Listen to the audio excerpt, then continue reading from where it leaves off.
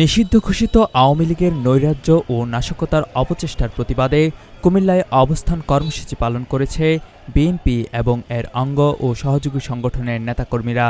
২৩ June মঙ্গলবার সকাল 11:30টায় সন্ত্রাসীদের আস্তানা এই বাংলায় হবে না স্লোগানকে সামনে রেখে কুমিল্লা দক্ষিণ জেলা ও মহানগর বিএনপির যৌথ উদ্যোগে দলীয় কার্যালয়ের সামনে এই কর্মসূচি অনুষ্ঠিত হয়। কর্মসূচিতে উপস্থিত থেকে নেতৃত্ব দেন কুমিল্লা মহানগর বিএনপির সভাপতি ওদবাতুল বারী আবু, কুমিল্লা দক্ষিণ জেলা বিএনপির সাধারণ সম্পাদক আশিকুর রহমান মাহমুদ ওয়াসিম এবং মহানগর বিএনপির সাধারণ সম্পাদক ইউসুফ মোল্লা টিপু। এই সময় কুমিল্লা দক্ষিণ জেলা ও মহানগর যুবদল, স্বেচ্ছাসেবক দল, ছাত্রদল সহ বিএনপির বিভিন্ন অঙ্গ ও সহযোগী সংগঠনের বিপুল সংখ্যক নেতাকর্মী উপস্থিত ছিলেন।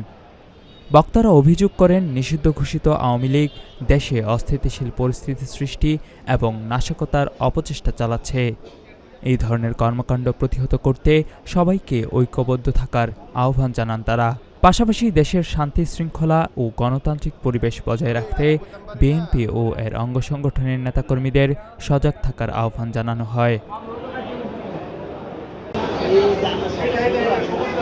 কুমিল্লার কাগজ, নিউজ ডেস্ক।